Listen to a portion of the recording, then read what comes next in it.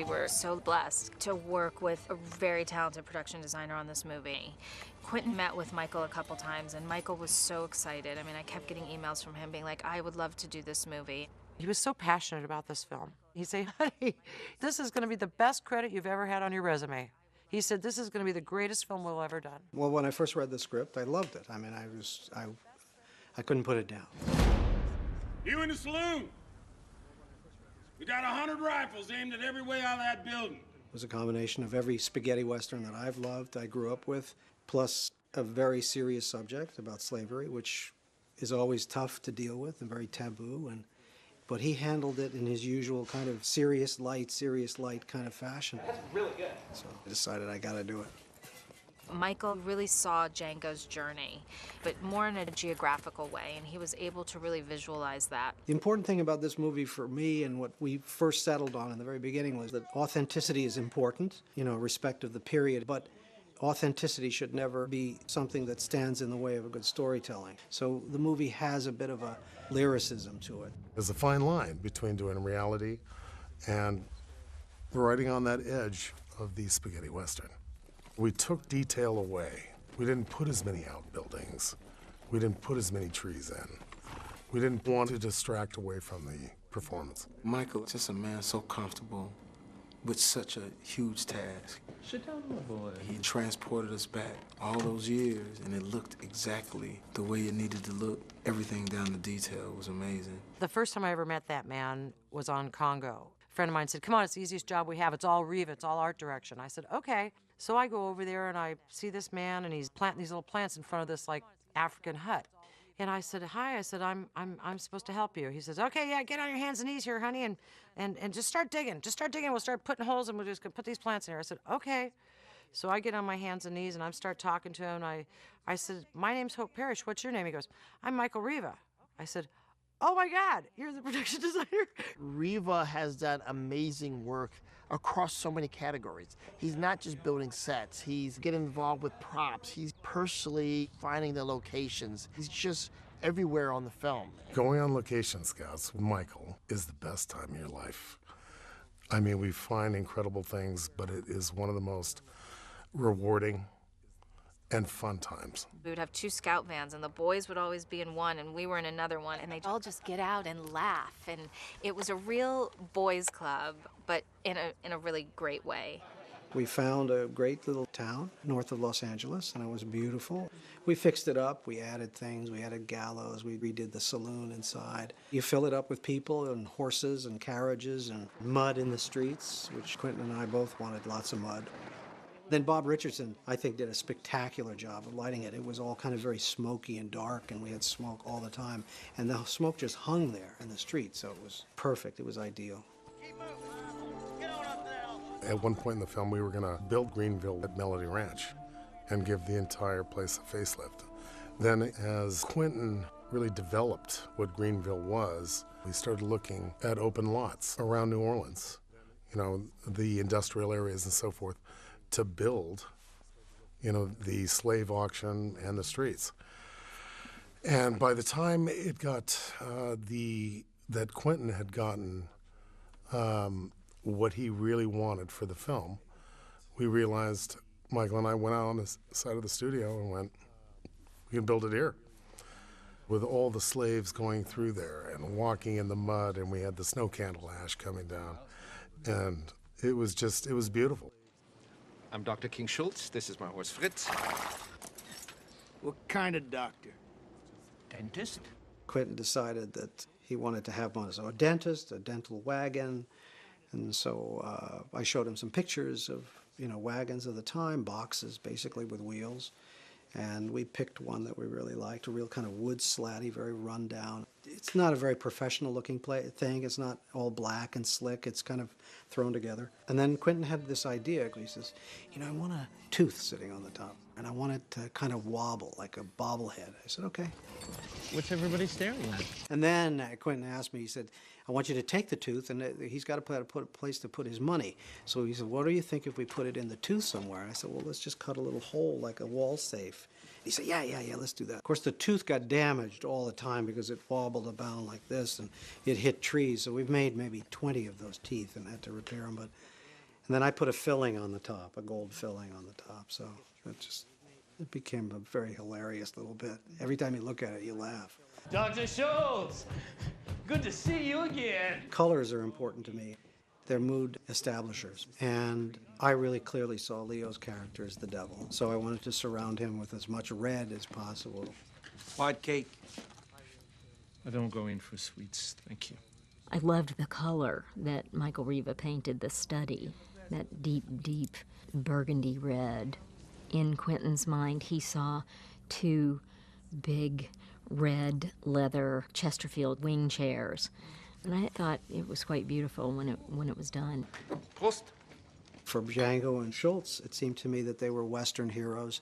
They were the warm nicotines and the ambers and those kind of colors. So I tried to keep those colors in each set.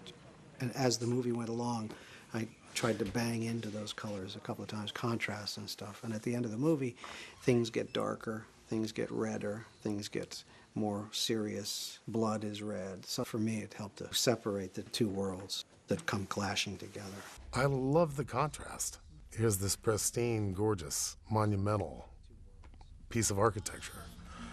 And then at the end, the contrast of the blood all over the walls, the bullet holes, you know, the bodies everywhere was fantastic.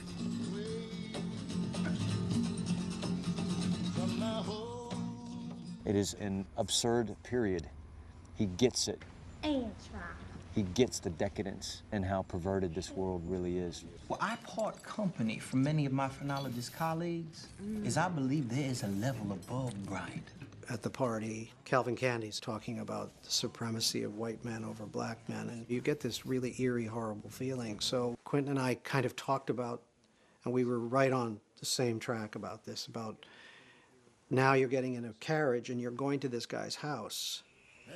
What you're set up for and ready to feel is this horrible looking place that's deep and dark under shadows and stuff, and where really bad stuff could happen. They're going further and further into hell.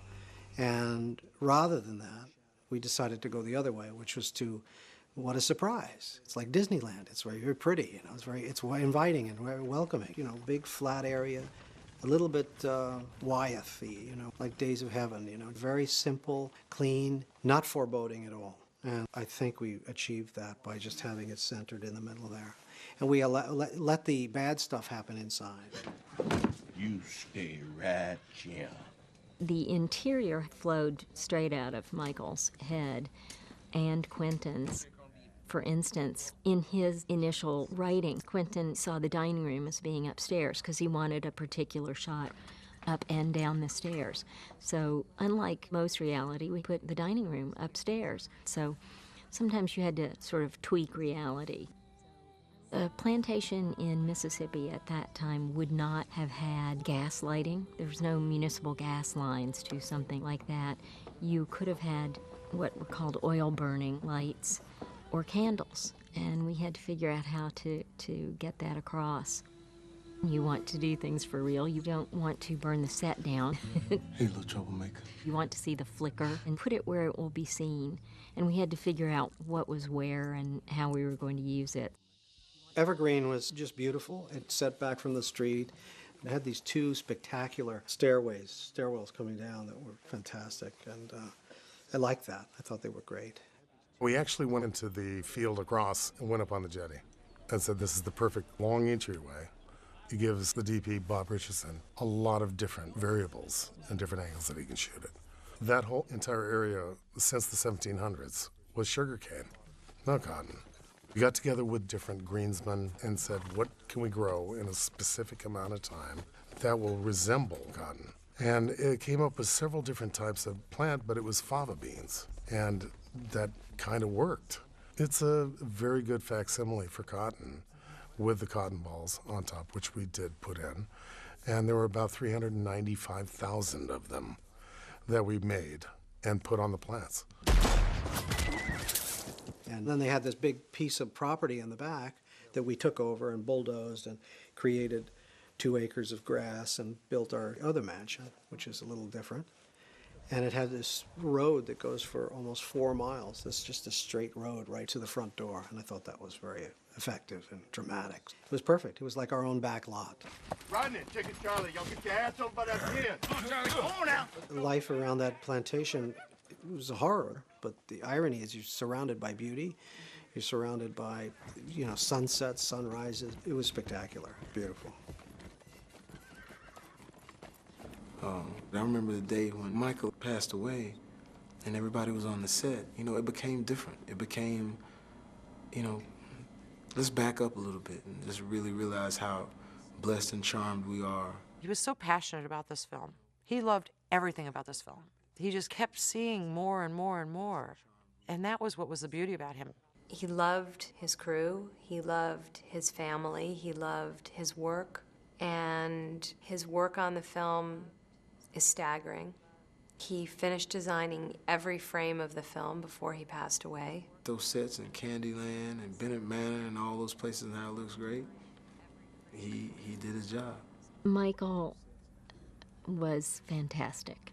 He was such a lovely collaborator, and I just treasured him for that. In a lot of ways, I trusted him like I trust my father. We were his other family.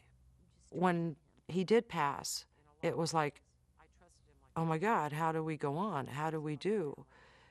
And that night, we all made a pact. We're going to make this. We're going to do the best. We're going to do it intuitively the way he would want us to do it and show Quentin everything that Michael would have wanted us to show him and keep that same 125% mark up, because that's what he'd want us to do.